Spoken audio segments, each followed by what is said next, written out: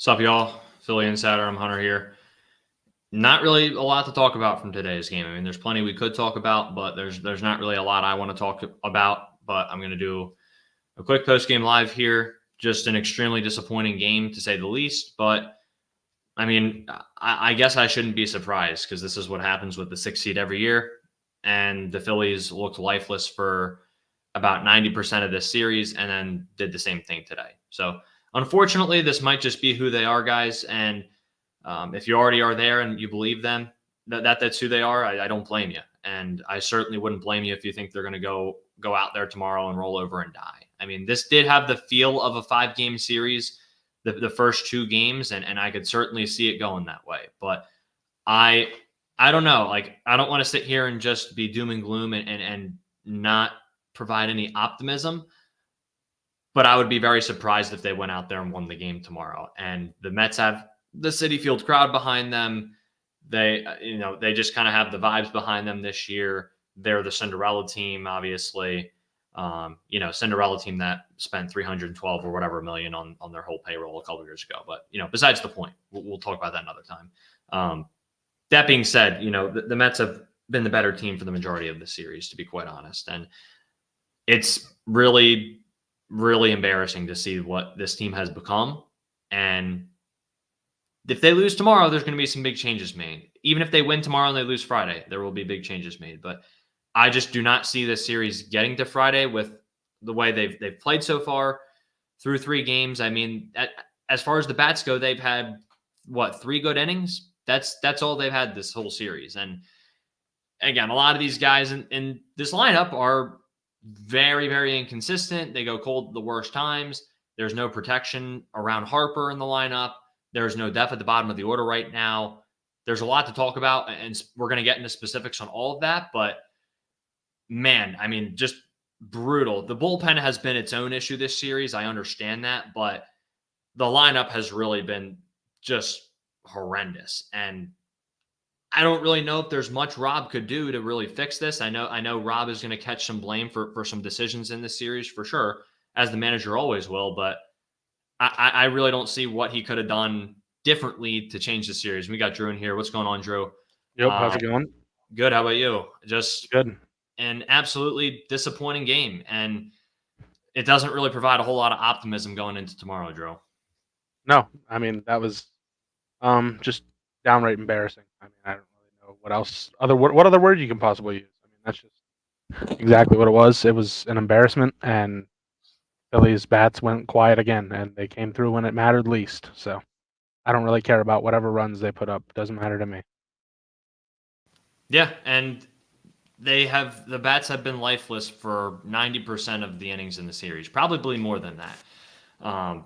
Castellanos, what he did on Sunday, that's great. But this is what we've seen the whole time Castellanos has been here. He has really, his highs are very high, but his lows cost you the season and cost you games. And it doesn't really matter how high your highs are if you're then going to go out and be one of the biggest reasons that we can't get over the hump. And that's what's happened the past 3 years. I mean, every series we've lost, you look at what Castellanos has done at the plate and just the at-bats he's had, and it's been absolutely killer. And I just don't think you can go in. I mean, if he's hitting 7 in this series, fine. I mean, I can live with that. But he's hitting 4. And you know what? Like, he probably shouldn't. Obviously, he shouldn't be hitting 4. Not probably, but like, there should be another guy hitting 4. But you know what? He's getting paid like he should be hitting 4. So I don't really care that he should be hitting 7, because while we can all sit here and agree on that, he's getting paid to do a lot more than be the 7 hitter in this lineup and just be depth at the bottom of the order. And that's the only thing that's been salvageable out of his contract, is that he's been productive in that 7 hole and providing depth at the bottom of the order the past couple of years. That's about it. So, I mean, I don't know. It's just infuriating. They lost that game in the 6th inning, and you know what? As much as I love Bryce, like, he's been obviously the reason we've been where we've been.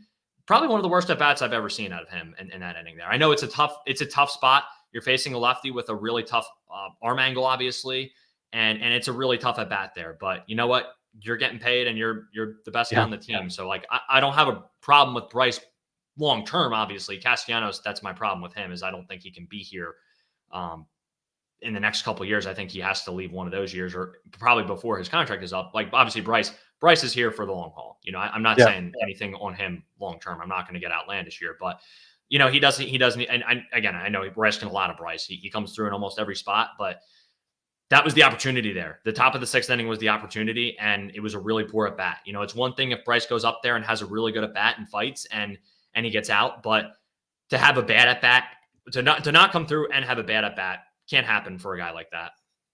Yeah, I mean, that was exactly what I was just about to say as you literally said that. Bryce Harper, I mean, I know he's done so many great things in the postseason, but like what he did tonight, it was unacceptable. You have to be better in those spots. He came up in two pretty big spots, and he didn't deliver in either of them. So he looked absolutely lost against Mania. I don't know. I don't know what he was doing. I really don't. But he's had good numbers against him in the past, I believe. So I don't.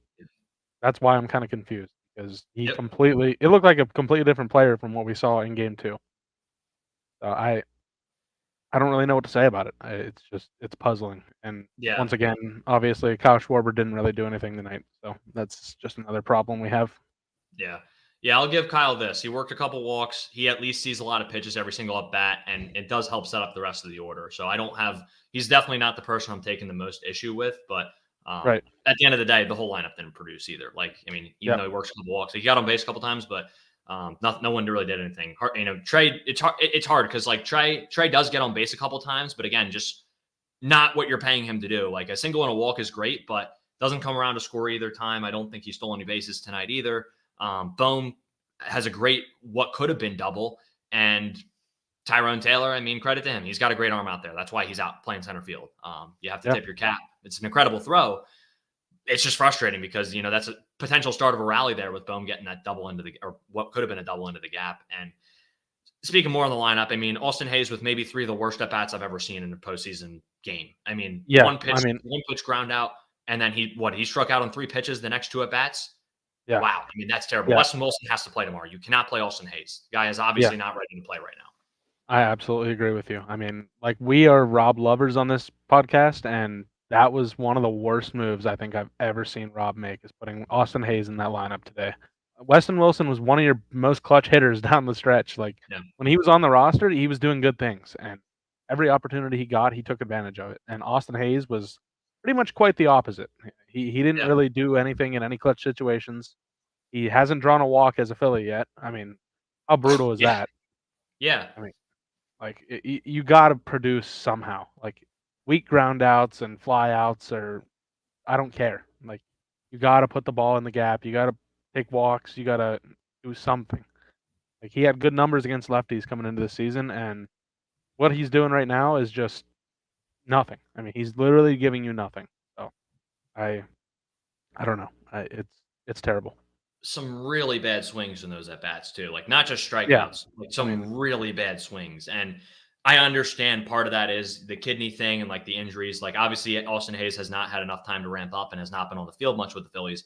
But that's even more reason he shouldn't have played tonight. then He can't why is play. he on the roster? Why is he on the field if he's not What? ready to go and he hasn't had at bats? He shouldn't be out Yeah. there. That was an absolute embarrassment what he did tonight. I mean, Weston Wilson is going to be 10 times better than that in 99% of the situations he's put in. Like, Yep. I just don't understand. I don't even know Yeah. why he's on the roster. It just doesn't make sense. Yeah, and I know Sosa got on base once or twice, but it just feels, I'm kind of just getting mad at everyone, but he has some bad swings too against lefties where it's like, dude, this is Yeah. why you're in the lineup and why you're on the team is partially to hit lefties. Like, and then he has a couple bad swings in some of those at bats and even had a strikeout in this game too. The strikeout was really poor from Sosa, so I can't be too mad at him. He got on base a couple times too, but at the same time, one of those hits was late in the game, I believe, and then he scored in the what was the the rally in the 8th or 9th, whenever it was. I think it was the 8th, but the game was over at that point. Yeah, it seemed like Mania was throwing 80% sliders to the righties, and they were just swinging over top of it over and over and over again. Like when Sosa and Hayes came up and struck out on 6 pitches, I literally got up and I left my cousin's house. I stopped watching the game. Like that makes me want to just throw up. Like that, it's so bad. You're in a gigantic game. Like you're on the brink of elimination because of this game now, and you're gonna go up there and you're gonna swing at 3 straight pitches. How terrible are you? Like, actually, you got to figure it out. I don't understand. Yeah, it's a season-defining game, Drew, and it's embarrassing, and it's a slap in the face to Phillies fans that they had to watch those two at bats back to back when those two guys are literally only on the roster for this reason to Yeah, face the lefty in this game. And I understand the arm angle is tough. I understand Sean Manaea has good off speed and breaking stuff, and he kept them off balance. That's not an excuse. You guys are on the roster to hit lefties, and you're supposedly good at hitting lefties. Didn't yeah. show that And today. another thing, like Bryson Stott, he had a gigantic hit for you in game 2, and you're gonna Yep. put him on the bench, lefty, lefty. Honestly, I don't care. I could not care less. Like Manaea's numbers are not that different, I don't think, versus Yeah. lefties and righties. Like, just It- infuriating. I don't. And Really Sosa irritating. almost cost you a run. He almost didn't get that out at home because Yeah, he did end up getting the out, but it's like Stott makes that play pretty easily too. yeah. So, If Stott's out there, he's gonna give you a chance to turn a double play on that play. yep, Like he's 100%. that good Yeah. of a fielder. Like Yeah. You should probably get the out at home and at first if he's out very there. fast. Like Stott would have Yep. got that ball there very quick, and you Hmm. probably would have had a chance with JT's arm to get him at first. Yep. Yeah. I mean, it's disappointing, man. The lineup was a joke, and boom, 8 pitches and what was it? Did he say 6 eight at pitches? bats, 8 pitches. Yeah. Yeah. That's So, terrible. I mean, you have to be better. What like you have to go up there and watch some pitches go by. I don't care if you watch 2 strikes go down the middle. Like see some pitches, man. Like you were in one of the worst spots you've been in all season as far as being in a slump, and you're gonna stand up there and you're gonna swing at the first pitch every single at bat. Get it together. Like I'm fed up. I don't know. I usually am not yeah, this negative, but I've we got to do something. I've kind of had it with Bohm at this point, and the temper tantrums are really old. I didn't watch closely enough to see if he had any today, but just like that's part of it is the attitude after every single time he gets out. He's shooting himself in the foot by the way he acts after every single out or strikeout he has, Yeah. and I think it's a negative vibe for the whole team too. I'm not going to sit here and say that that's the reason the team isn't hitting right now is because Bohm has an attitude. No, that's obviously not what I'm saying, but it can be a vibe kill too because just seeing a guy react like that in a big moment it switches the feel in the clubhouse for sure when you have to see that and watch that happen. So Yeah. I think we talked about everyone in the lineup. JT also really hasn't done much this series either. That's been Nothing. disappointing. But Yeah. um, I can't mean, remember the last time JT had a hit, actually. no, Like, I really can't either. terrible. You have to be better. You're making $20+ million a year. I don't Yeah. care what position you play. You could be in the stands and they can call you in. Like if you're getting paid $20 million a year to be out there, like come on. Like let's be real. Yep. Yeah, and he's been one of their guys the past 2 postseasons. I mean, last year he led the team in postseason RBI. So Yeah. the fact that he's not producing right now is a big reason they are down 2-1. And you just have to have a 4 hitter behind Bryce who doesn't chase. I mean, I know it's hard. I know it's hard to find one that like. There's a lot of guys. Most guys in the league chase at least a little bit. I understand that, but you just have to have a guy who can work an at bat and who can be a threat behind Bryce because they just haven't had that since Reese got hurt. They just have not had that, unfortunately, and that was a big reason they went deep in 2022 was because they had that protection. And I know Reese isn't the same player with the Brewers right now that he was with us, but before that injury, Reese was a guy who worked a lot of walks. Even in his slumps, you knew he was probably going to work some at bats, and like everyone else, he chases, but I certainly don't think he chases as much as Castellanos. And I'm not saying they need to find a spot for Reese. That's not the case I'm trying to make right now. Obviously, they're Bryce is at first. Like they're not moving him from there. That's not something that's going to be discussed short term or long term. But you need a hitter similar to Reese's profile to be behind him. And Yeah. we can, I can sit here and say they should have gotten Tommy Pham all day, and maybe they had opportunities to. Regardless, I'm not saying they should have gotten Tommy Pham specifically, but one of the reasons I wanted him was because he works walks and does not chase as much as other guys. And he's a guy who's hit home runs in the postseason before and has had, he's had some big moments too, and he has power. So guys like that, like that's why you need guys like that. Tyler O'Neill, a guy who's always hurt. That's another problem with him, but he was good for Boston this year. Another guy who has good plate discipline as well. So if you're going to have a guy who strikes out a lot behind Bryce, it has to be because they're whiffing on pitches in the zone and taking big swings. It can't be because they're going fishing outside of the zone. And because in the playoffs, they're going to get those pitches over the heart of the plate, or they're going to get pitched around. So it's just such a detriment having these two guys on both sides of Bryce right now. I know Trey's been okay the past 2 games, but still. Yeah. And that's one of the main reasons why the Phillies were so good at the beginning of the season is because Alec Boehm is that guy. Like he doesn't swing and miss when he's going good. And obviously everybody swings and misses. You know what I mean? Like it's very minimal. He's a contact first hitter. and he was so good for the first 2 months of the season, and now it's like he's never played baseball before. It's like his mind got wiped whenever they got put on a bye or whenever he got hurt. Actually, he's been terrible for a while, but yeah, I mean, I don't even know. Like he's been so bad, it's almost not even worth playing him. Just put Weston Wilson out there. Seriously, I mean, I think at this point tomorrow, like I know Sosa hasn't done a ton, but at this point, maybe you play. I mean, Weston didn't look the best in third, so probably I would probably go. And this is being, I know this is being over dramatic and overreactionary and drastic, but me personally tomorrow, Drew, I would go Weston in left field for sure. Austin Hayes can't touch the field tomorrow, no shot. No, I would probably go. I guess I would go Stott. I know it's lefty lefty, but I would go Stott at second, and I would go Sosa at third at this point with the way Bohm's going right now. And I yep. know it's going to upset some people, and I know that's having Sosa and Weston Wilson in a lineup in a potentially elimination game. I know it's tough, but that's where we're at right now. I trust Weston Wilson more than I trust Austin Hayes, more than I trust Johan Rojas, more than I trust Brandon Marsh right now. And Brandon Marsh hasn't done anything, and it seems like No, forever. So I nope. I don't I don't have any reason to not trust Weston Wilson more than those guys. So Yeah, that's no, absolutely. And it's it's been bad from the bottom of the lineup all season. But Brandon Marsh being cold and not playing Bryson Stott against lefties is just making your lineup worse. yeah. I mean, obviously Marsh hasn't done anything, so it doesn't really matter if he sits against lefties. But Weston Wilson has been more than solid for you against pretty much anybody he's faced, like righty, lefty. I don't think it's really mattered too much. Mm-hmm. Yeah, I agree with you. And yeah, like you said, he was brought up here to platoon a little bit, and then it developed into him because of injuries or guys just not playing well and just getting guys days off. It turned into him playing more than just against lefties, and he actually had better splits versus righties this year in AAA. And he didn't have good splits versus lefties in AAA. So when he got called up, people were like, "Well, this guy's going to platoon. He hasn't hit lefties at all this year," and then he gets called up and hits lefties. So, like you said, Drew, he can hit both sides like of the mound, and that's a guy like. I don't think you got a pinch hit for Weston Wilson if they put in a righty. I don't. No, absolutely not. West, look, I'm not going to sit here and say he has the best plate discipline of all time, but you saw it when he first came up here with us. 5 walks in his first 10 plate appearances, and I believe he's shown pretty good plate discipline through his time here. So, like you said, I trust him a lot more than some of the other guys at the bottom of the order, and they may have a diamond in the rough with him, but the other problem with it is, they haven't played him up to this point. So. Yeah. Now he's coming in cold. He barely played in September, so he's coming. He hasn't played. He hasn't played much at all in the last month. So nope. Just like he's been sitting around, and whatever magic he had going might be gone.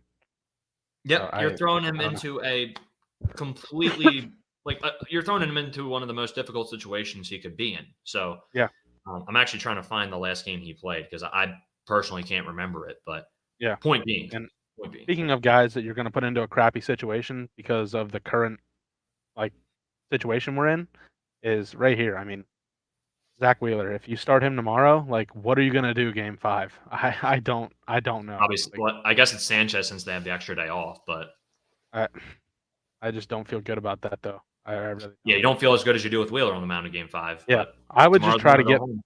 I would just try to get through tomorrow without Wheeler, at all costs, because if you can get him fully rested for Game 5, you have a very, very good chance of winning that game because the Mets had no answers for him the last time they faced him. None. Yeah. They haven't had answers for him all season, I don't think. But yeah, I mean, he's one of the best pitchers in the game. So if you can get him in a clinching game or in an elimination game, whatever you want to call it, that's exactly what you want. So if they can get through tomorrow without using Wheeler and win the game, that's best case scenario for the Phillies.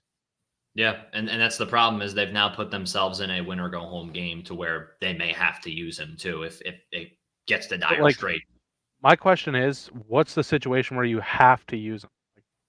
I guess if Rangers struggling and then you go to your pen early and certain guys aren't available, and it's a tight game and you have to put him in because if you lose tomorrow, you're not playing Friday. It doesn't matter if he was going to pitch Friday or not at that point. So if you're in a situation where unfortunately, the bats haven't produced enough to where this team's going to have a comfortable lead, most likely. So if they get out to an early lead, I think you definitely don't have to use him. I think you got to jump on Quintana early. And Quintana's a guy who, when he misses out of the zone. So he is very prone to walks. He's going to walk guys tomorrow. There's going to be guys on base. I guarantee you that.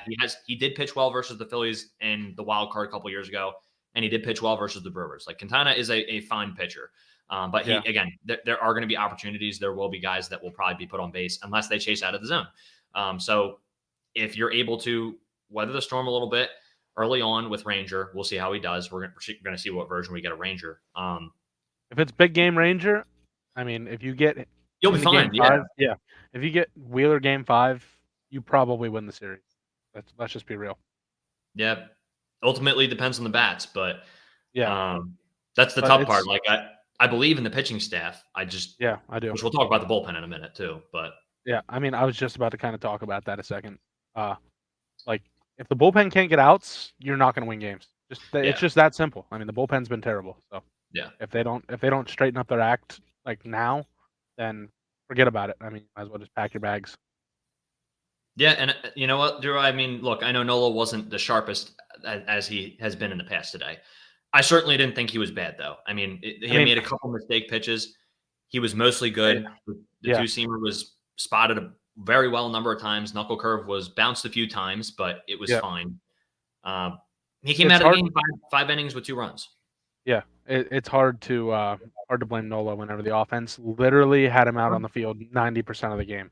Like that's like in football, whenever your offense is on the field for 3 and outs over and over and over again, and your defense gets put on the field, and then you wonder why they're giving up points. Like, you can't throw your pitcher out there every 5 minutes. You got to give him some breaks. And when you're going out there getting out on 6 pitches, like in 3 innings, like 3 out of Manaya's 7 innings, I'm pretty sure we were gone in less than 7 pitches. Yeah, like I'd love to see anybody go out there and throw after 2 minutes of rest. He was getting a longer break for the commercials than he was for the team hitting. Like seriously, I don't know what anybody expects out of him. It wasn't Nola's fault tonight. So no, it wasn't. I'm not mad at him. No, and Manaya through 7 innings, he only had 91 pitches in those 7 innings. He probably could have gone a little longer if they needed him to. And then the other problem is because the team went down by such a big deficit, they only used Stanek and Maton today too. You didn't work at bats. You then had a big deficit as a result. And now they're going to have Jose Butto ready tomorrow in a game. He could close out the series tomorrow. He's the best reliever in my opinion. And I'm not saying he's not, I'm not going to sit here and act like he's prime Mariano Rivera, but you get your best reliever in a game that you could close it out in, you got a pretty good chance to win. And that's scary. Unless you're the Phillies, of course, obviously. Yeah, right, yeah. And I'm not saying Jose Butto is unstoppable. It's just if you get to a spot where he's in there to close out the game, you probably lost the series at that point. Because let's face it, if they're in a spot where they're down a run or 2 in the 9th, I think this team's going to roll over and die. It feels very eerily similar to the Braves the past few years against us, where they lose game 3, they get absolutely blown out in game 3, which it wasn't a complete blowout today, but it certainly felt like it. I mean, it could have been a lot worse.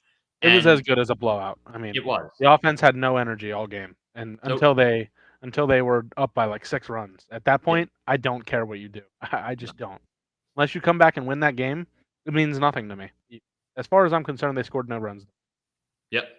And, Kerkering, going back to the bullpen, Kerkering comes in and gets 2 quick outs, and I'm thinking, oh, maybe he figured something out. And then, it goes down to a 4-0 deficit. And in a game like this where the offense isn't doing anything, being down 4-0 to 2-0, that's basically the game at that point.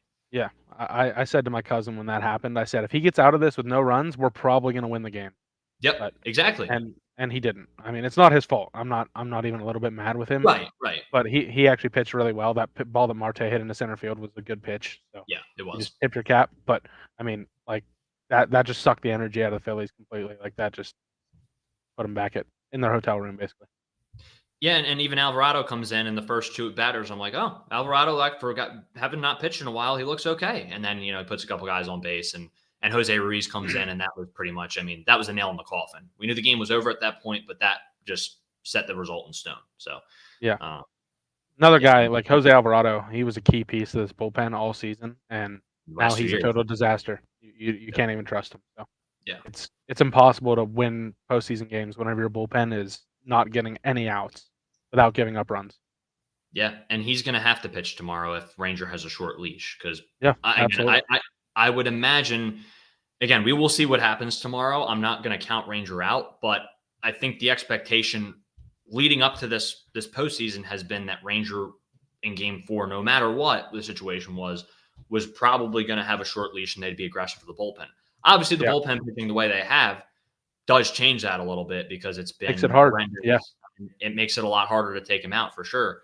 But you certainly don't want to get in a situation where they get a couple guys on in the fourth and he's facing the order a second time around, and they have Alonso or Vientos or Nimmo up. That's just not a situation you want to be in.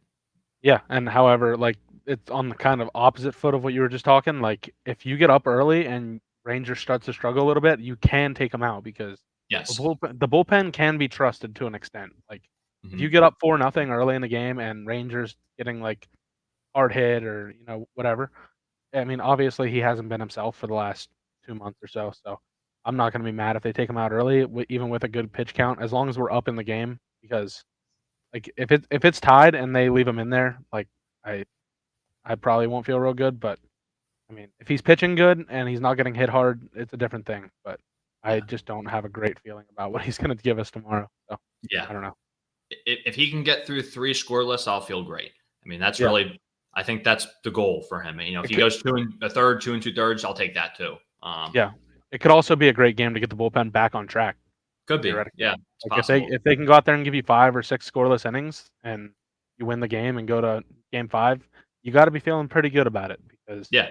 that would be a gigantic momentum boost for the bullpen. I think it's kind of like contagious out there. Like if one guy's pitching good and you see a guy go in there and get some huge outs, then it kind of fuels the rest of the guys. And it's kind of the opposite right now. Like there's guys going out there and they're giving up home runs and putting a bunch of guys on base. It's just it's hard to get any kind of momentum going as a unit when you guys Mhm. are doing. Yeah, I'd imagine tomorrow is probably some combination of obviously Ranger on the mound to start, and then after that, I have 4 to 5 guys listed here. I mean, I know Estevez pitched Sunday and today, but it's do or die. I mean, I think Yeah, he probably has to pitch tomorrow, because otherwise Tanner Banks is pitching in one of those innings most likely, and that's just the pray you get through it type of situation. yeah. Because they don't have. That's the thing is the back of the lineup for them isn't lefties where you could just throw Tanner Banks and be like, oh, just go get these guys. No, you can't And do he got that. Yeah, shelled when he did pitch in the yeah, postseason. he So did I because I don't have look, any confidence in him right now. yeah, and the thing is like, look, Tyrone Taylor and Harrison Bader obviously can't hit, but you put a lefty in there, that changes. So you can't have him go up against the bottom of the order there. So there's really no situation in which I see Tanner Banks can really be in the game tomorrow. Would it shock me if he's in if we're down? No. But I think it's probably Estevez. Kerkering is probably good to pitch. I don't believe he did pitch Sunday. He pitched Saturday and Sunday, but again, he threw 10 pitches today and he had an off day the day before. He's going to have to pitch tomorrow. Alvarado's probably going to have to get inning. Strom's going to take down an inning most likely. He warmed up today, but he did end up not pitching today. And then Hoffman wasn't pitching today either. So, I don't know. I mean, it seems like the Mets have picked up some tells on certain relief pitchers this postseason so far, which is really concerning. And credit to their advanced scouting department. I mean, that's the type of stuff you need to go win postseason series, and they've done a good job of that, unfortunately, as much as I hate to admit it. And it seems like maybe they have something on a couple of our guys, and that's scary for the future too, because that's things they got to figure out. So I don't know, man. The bullpen is definitely going to be tested tomorrow, and those 5 guys plus Ranger. I mean, if you get Ranger for 2 or 3, that takes you to probably 7, 8 innings ish. I would It's love do to or see. die, so. Yeah, I would love to see Ranger go out there and give us 5 scoreless innings. I mean, I would Yeah. love it. I hope he goes out there and he does that. I'm not rooting against him by any means, but it's just as a fan, it's hard to feel good about what he's given you the last month. Be like, oh yeah, that guy's gonna go out there and shut down the Mets in the postseason. Yep. Yeah, and I think the key for all of these guys is you have to get a couple quick outs to start your inning, Yeah, because the Mets, like when they've gotten a couple runners on with no outs, it feels like an automatic death sentence. Like it feels like there's no way you're getting out of that inning without them scoring. So yeah, they get a couple guys on, the crowd gets going to. That's another thing. You got to take a lead early tomorrow to take that crowd out of it because they are loud and yeah. it's a good crowd. Like you got to admit it.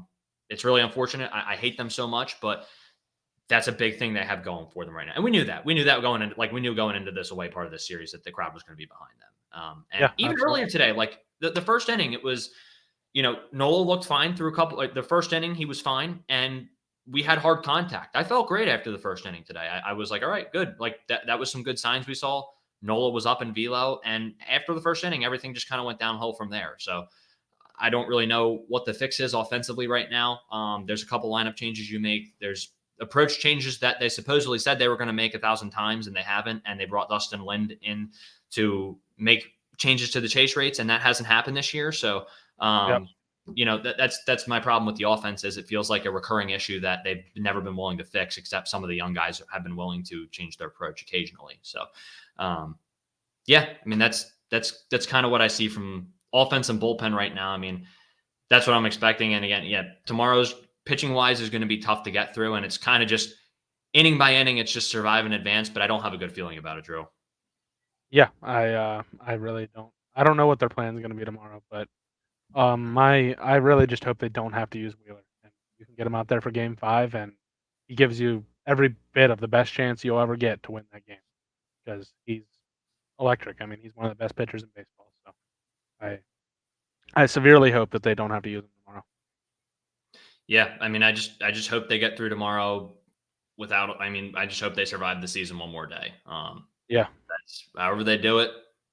It's fine with me. But yep. Yeah, even if they win tomorrow though, and they don't use Wheeler again, I just don't have a ton of confidence in them winning the series. And even if they find a way to win the series, I don't think they win the NLCS. And unfortunately, that's just kind of where we're at this point with this team, with the way that the bats are. And no matter how the season ends right now, I don't think it's going to end with a World Series championship, which I've come to that reality at this point in time. But now that I'm kind of there, there's going to have to be changes made no matter what happens, unless it's a ring. You just can't. I mean, the core, they've tried it with this core now 3 years in a row, and it's been unsuccessful. And honestly, last year was the shot. You faced the D-backs and you had them on the ropes, and all the games outside of Game 6, every single game you lost, you could have won in that series. All like Game 3, Game 4, and Game 7 were an absolute travesty for this team. And that's the one that's going to hurt the most. I mean, this one's going to sting the most because of the rivalry and because I hate the Mets and the fact that they are now that team of destiny. But last year's collapse is going to hurt the most because that felt like the realest shot to go win the whole thing. And we'll never know what would happen against the Rangers. I know the Rangers were incredibly hot, and there's a very good chance they would have beat us in the World Series, but we'll never know. And that's what really kills me is they had a shot last year. Yeah, I agree with everything you just said. I don't even know what to talk about at this point. It's do or die. I don't really know what else there is to say about it at this point. It's just going to be what it's going to be. I'd rather than not waste my time and just lose tomorrow if they're going to keep playing the way they're playing. So yeah, it's sad we're sitting here at this point, Drew, because this whole regular season, people say to enjoy it. You never know what's going to happen. I'm sorry, I can't enjoy it unless something happens in October. And especially this season, like a couple of seasons ago, we were playing with house money. It was just fun to be there. We were just happy to be along for the ride, and we are the house. Yeah, we didn't know where that ride was taking us. We were just glad to be on it. Yep. Last year there was a little more pressure, and we were enjoying the ride up until it just went south in the last 2 games of the year, and that was just heartbreak. I mean, I was upset last year, but it was more I was just sad about the team. Now I'm angry. Like I'm not happy about this anymore because now you go into next season and nothing's going to really be enjoyable about the regular season anymore because division titles mean nothing. The last 3 years have shown that in our division, obviously. And look at the NL West too. The Dodgers have come back a little bit, but they're still up on the Dodgers right now. And I think it's very possible the Padres go to the World Series this year. So we will see what happens there. But point being, that bye week in the 1 seed, it's not an excuse for the Phillies. It certainly isn't, but it certainly hasn't seemed to prove beneficial. And I don't know, man, the direction of this team is definitely going to be a little bit different going into this offseason. I still feel great. Like I know a lot of people have texted me that they're worried about the future. I feel good about that. And I know I'm rambling right now, but I feel good future wise, regardless of what happens in the series, just because look, the core is going to change at some point. Like the Castellanos is not going to be here forever. His contract will be off the books at some point. I believe this upcoming year is JT's last, if I'm not mistaken. Either the year, I think it's this upcoming year. I think it is. But if it's not, it's the year after that. Those couple guys are coming off the books. You're going to have some money to spend. Andrew Pander's going to rejoin this rotation. He looks like he's fine right now. I don't know how he did in fall league, but it seemed like his bullpen sessions leading up to it were going very well. So You have a guy in him who's going to be good. Aiden Miller seems like a very promising young player. And again, I know prospects, it doesn't mean anything, but you have a couple promising prospects and your farm is better enough to where you can trade from it to get a better team around you. And I think there's a couple guys who their games are going to age well too. So they will switch around this core and they will build in a couple pieces that will be better. Bohm isn't going to be here forever too. We will see what happens with Stott beyond the next couple of years. There's going to be changes that'll be made. Yeah, I was just gonna say something about Bohm. Like I've never went from keep this guy to get rid of this guy as soon as possible. It's so fast on a player. Like you can't do what he's doing right now. You can't be one of the best players at your position all season and then just be awful for the last half of the year. Seems like he does it every year at this point. It feels like he falls apart at some point. This year it's been the entire second half, and it just can't happen. It can't. Yeah, he has those little mini stretches where it feels like he's finally, everyone's like, oh, it looks like Bohm's having his breakout year. And then it doesn't happen at the end of the year. And he ends up below like a 780 OPS every single season. So, yeah, it's like a breakout week. Yeah. I'm kind of fed up with it at this point. I love Alec Bohm as much as the next guy, but something's got to change. And that change is definitely going to be Aiden Miller. And I hope it's soon. Yeah. I'm fed up.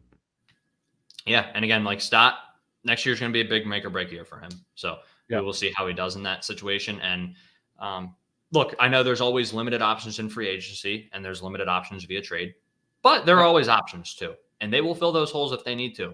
They will not be afraid to plug those holes and to make changes at some of the spots. I'm not saying this is all going to happen this offseason, but no, definitely not. Over time, the core around, like, I think the core will still be Wheeler. I think Wheeler's still his game's going to age well. Wheeler, Nola, Harper. I think Schwarber's probably going to get extended. I still think he's a really important part of this team, and I think he's mostly very good. I'm not really. He's going to be very good for the young players that we're going to have coming up. So. Yep, absolutely, and he's one of the best, most prolific postseason bats of our time. So yeah, those four guys. Unfortunately, Trey, I hate to say unfortunately, but he is here for the next 11 years. So that's the core you have. And, catcher, we'll see. It's hard to replace a guy like JT Realmuto just because options are so slim at the catcher position. That's the problem. It's this JT's still a very above average catcher, but he's not the same as he used to be for sure. Yeah. I mean, hurry up, Eduardo Tate. That's all I can say. Man, that kid looks like he's going to be a special player. So that's definitely very exciting because that's one of the hardest positions to fill on the entire roster. And he's going to be ready here probably within the next 2 years, I would say, the way he's hitting right now. So. Yeah, we'll certainly see. I think did he end the year in low A or high A? I want to say he was in low A. I think he was in Clearwater still at the end of the year. Yeah, so he's still got a little bit of a ways to go. But I mean, Aiden Miller looks like he could be ready next year. We'll see. Yeah, he's very, very good. Justin Crawford's obviously not as good of a prospect as Aiden Miller is, but he has consistently had good numbers. So I don't really know at this point. Maybe it's all just luck. And his luck will run out, but maybe not. I don't really know. But he can't be any worse than Johan Rojas has been as far as hitting goes. I mean, he's been not awful, but I mean, he's way below league average. So. For sure. Yeah. So, as far as the future goes, I don't really have worry about this team. And again, I'm not saying that because I believe all these prospects will pan out and become excellent players. I grew up watching Don Brown, who was ranked right below Mike Trout and Bryce Harper. So I'm not that stupid, but you can also trade, like a guy like Crawford is very, very tradable too. So we'll talk about that more in the offseason. And I like Crawford. I'm not going to be mad if they keep him either. Like I think either or could be beneficial for this team. But we'll talk about that more in the offseason. But I just want to say, like long term, I don't worry about the team. I think they're still going to be, people think their championship window is going to run out. They may hit a year where they don't make the playoffs, like in a couple of years, and maybe there's some shifting in the core going on, and they're trying to get some young guys to play better. That could happen, but also with the rotation they have, they're going to be set up they're going to compete for a long time. And they're going to breed other guys in the minors in the rotation too. Like there's other guys who are going to become really good pitchers. But the Ohapi trade definitely hurts. I mean, again, it's one of those trades, like I still think you have to make it at the time. It just, he wasn't going to play here with the big league team. But it hurts. It still hurts. And I mean, even though, Marsh has been fine for us overall, it just feels like, Ohapi hasn't exactly looked MLB ready either at times. Sure. His numbers are not that great. I mean, obviously, it's hard to evaluate whenever he's playing on a team that he has absolutely no protection behind him, and he's one of their best hitters immediately coming up from the minor leagues. But I I just I don't really regret that trade because he wouldn't have played, like you said. So Yeah. You it's had to so make hard that. to yeah, it's so hard to evaluate. And Marsh has done so many great things for us. Like he was incredible his first year and a half here. So Yeah. I'm not mad about that trade at all. But I mean, if they would get him back and he would be in this lineup, I would not be mad about it by any Yeah. means.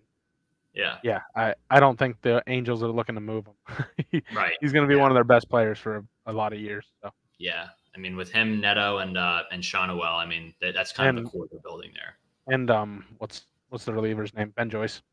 Yeah, Ben Joyce too is really good. Yeah, But yeah. They have a couple good young players, but every time they sign a free agent, they fall apart like yeah. House of Legos. So Yeah. I don't know. Yeah, Robert Stevenson, poor guy. I mean, he went there and Yeah, didn't. I mean, I don't even know if he pitched a game for them. But nope.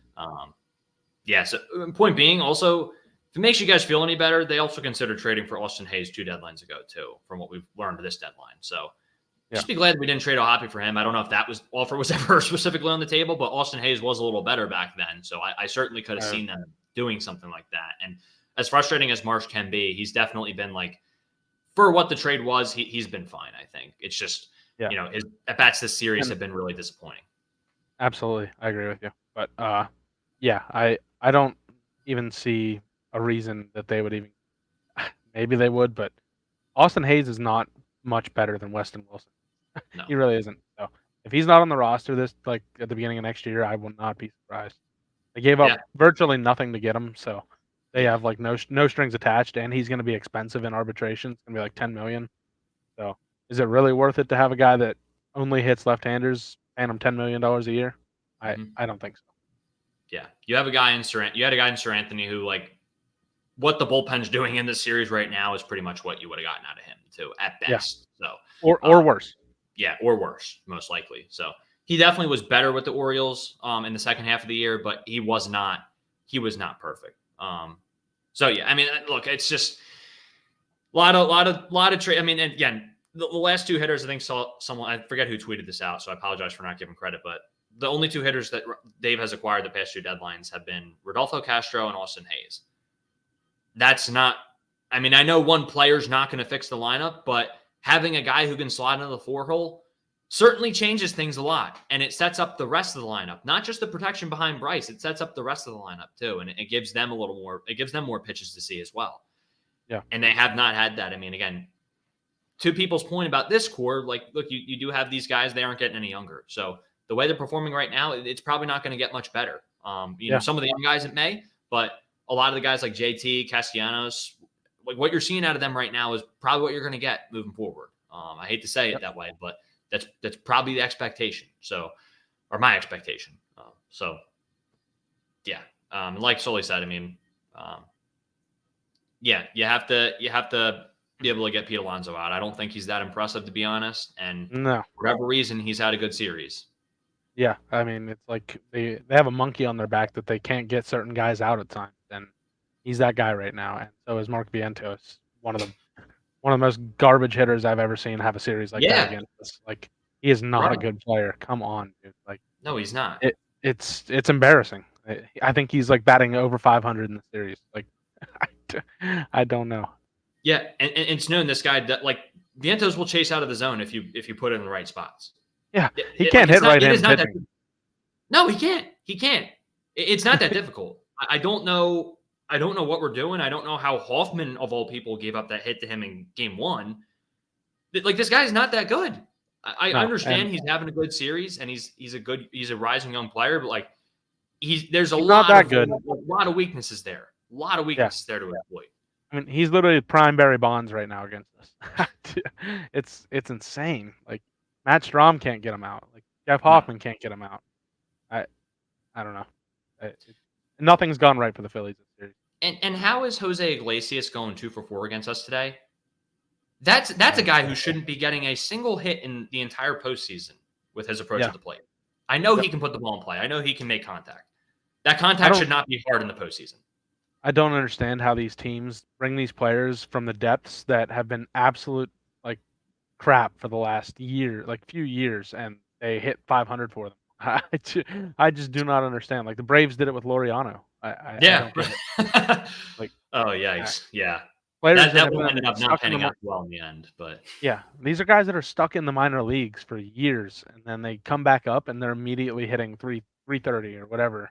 Like Jose Iglesias is terrible. He's terrible, yeah. and he's like I said, the monkey on the Phillies' back right now. Didn't even play in the big leagues last year. Yeah, I mean, he wouldn't even be on the Phillies playoff roster. no, we would not be. Laureano hitting 296 for the Braves this year and had over an 840 OPS too. So or 830, sorry, but still, I mean, for that guy, I mean, that is incredible. These are guys who like not Iglesias, but Vientos and Laureano. If you make a mistake to them, the ball is going to be hit a long way.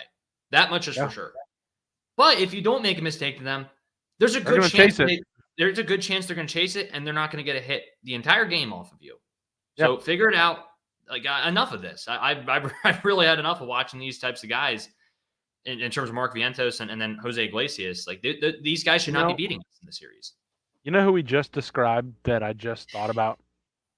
Like throw them stuff out of the zone and they'll get themselves out. Nick Castellanos. Yeah. These are guys that are on minor league salaries, and Nick Castellanos gets paid $20 million a year, and they're the same hitters. It's crazy. I don't understand. Like it's crazy. That's all I can say. I don't know, man. I really don't know. A lot of me wants to talk about the off season right now. I'm going to refrain from doing that because I know we're not officially there yet. But that's what this game made me feel like. We are basically there at this point, the way the offense looks. And the worst part is we're never going to hear the end of this about losing the only postseason series we've ever had against the New York Mets, which that is what kills me the most is that ninth inning, the game was very much over. But they pan around to the faces of the entire dugout in between every pitch. And those guys looked done. They looked like they were ready to roll over and die. And they just, I mean, it looked like they had completely given up. They were lifeless. I mean, I don't know at that point. It just, that to me just felt like the writing on the wall. I don't know. I don't know how to have hope after seeing everyone in the dugout at the end of that game. I know that's not a great explanation. It's not analysis or anything. They looked like they were done. It looked like they had mailed it in, and I don't know. I'm just having a hard time keeping faith when you see the guys look that dejected in the dugout at the end of the game.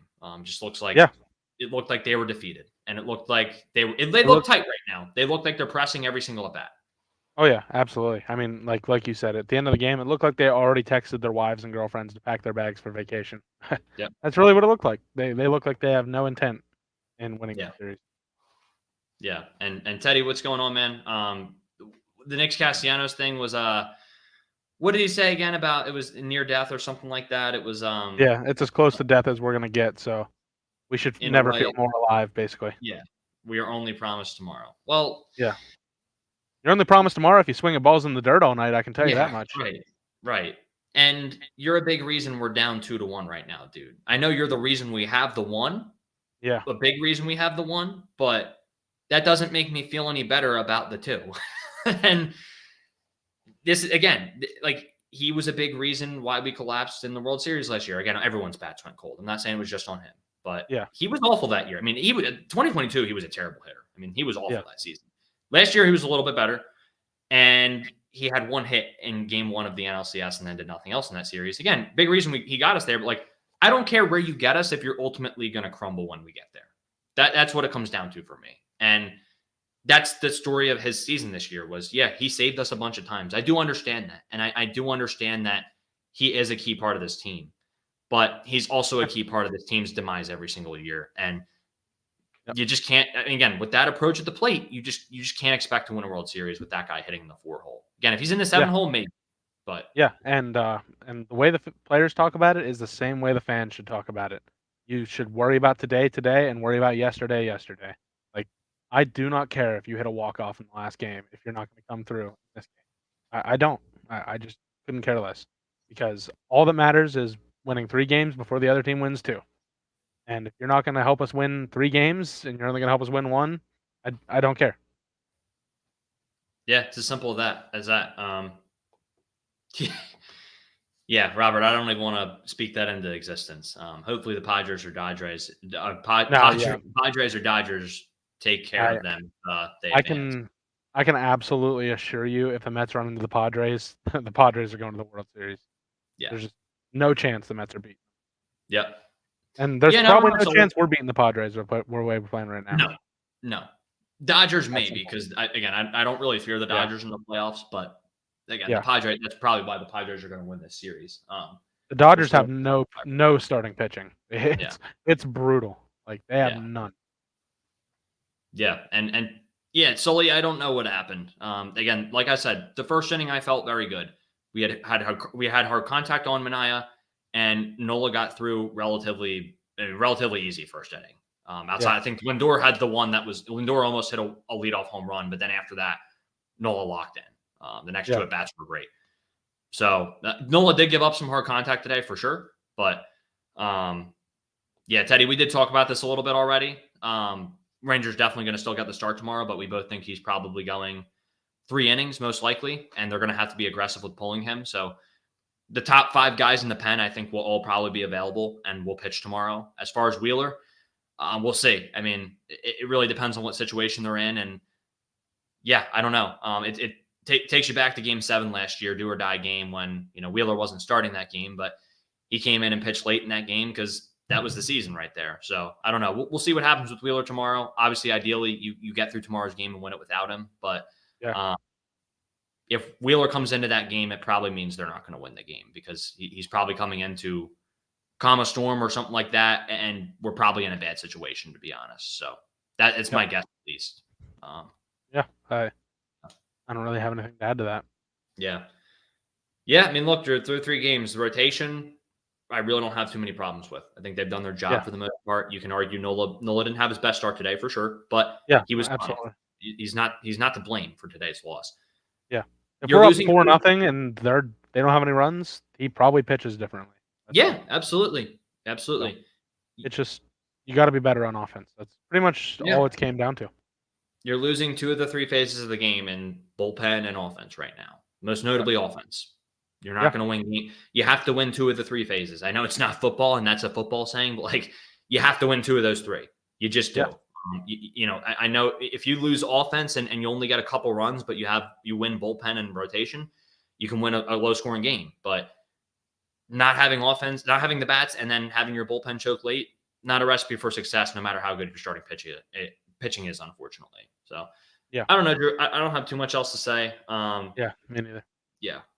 That's really all I got. I don't know if there was any comments we didn't get to. So he says it's not like we don't have a chance when Nola gives up bombs. He does that. It's just when our offense is flat, there's nothing you can do. I'm not worried about Nola. Yeah, legit. Yeah, you can't let the other team possess the momentum the entire game. No, it's that simple. Yep. And that's what it's going to come down to. So yeah, pretty much all I have to say about it. Yeah. And I'm not, there was a lot of discussion about Wheeler versus Ranger. We already talked about that. Yeah. So we'll see what happens. I mean, at this point, we'll find out what happens tomorrow. That's really all else I have to say on it. But they're not going to be getting Wheeler warmed up just because. I can tell you that. Like, it's going to be emergency only. Yeah. Sure says I think it's time to move on from Alec Boehm. His antics and pouting is getting out of hand, and they probably won't pay him. To be honest, I don't think there's any chance they pay him right now with the way he's playing. Probably a good time to get something for him while you can. And that's a good thought too. We'll talk about that again in the offseason. But last year, you go for it.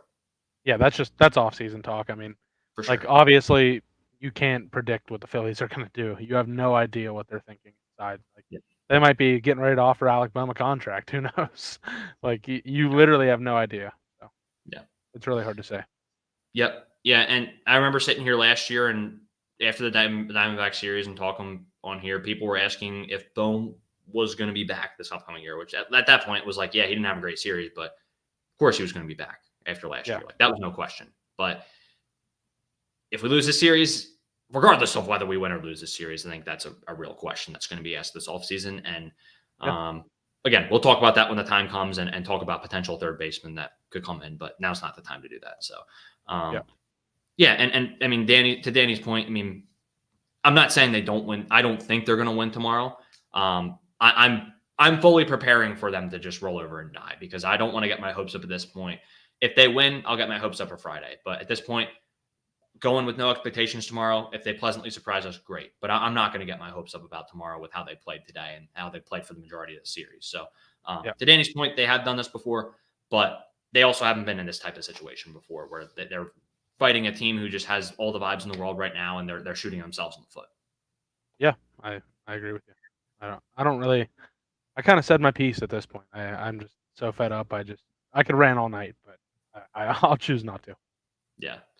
Everyone knows we're never in the game with our lineup potential, yet we act like we have zero chance in the dugout when we're down. I don't get it. Yep. I mean, that's what the guys looked like at the end of the game last night. So, yeah, I mean, like you said, Drew, we've said everything we need to say. We'll see what version of the team we get tomorrow. I'm not very hopeful. I'm fully prepared to talk about offseason if the time comes tomorrow, and we'll do offseason content, but it's going to be a little different if we have to do offseason content this year. There's going to be a much different feel around the team going into next year. And obviously, depending on what they do in the offseason, that'll bring people back in or keep people out on them. But I can tell you this, if they lose this series to the Mets, which is very likely, you're not going to have the same level of excitement from the fans going to opening day or going to the ballpark next year. It's a completely different feel. All the games are going to feel meaningless, and everyone's going to just be dreading October and hoping that the same thing doesn't happen next year because that's what happened to the Braves and the Dodgers 2 years in a row. And that's what you're going to be fearful of. So that's my fear, Drew, is that it's just going to be a completely different feel around this team this upcoming year. So I don't know, man. Anything else you want to say before we sign off? No, I mean, just go win tomorrow. That's literally all you can do. Win tomorrow and see what the world brings you on Saturday or whatever day it's Friday. Sorry. Yeah. But, that's it. Survive in advance. But again, guys, don't get your hopes up too much. I'm still going to watch every inning tomorrow, but my investment level in them winning a World Series this year is pretty much gone at this point. So again, like I said, I'm going to be pleasantly surprised if they play well tomorrow, and I'm just going to go in expecting them to not show up. So we'll see if they prove me wrong. But anyway, that's all I got. Thank you guys so much for watching. Appreciate all you. And hopefully you guys have a good night's sleep. Don't get too worked up about it. Life goes on. But thank you guys for watching. Go Phils, and God bless you. We'll see you later. Peace out, guys.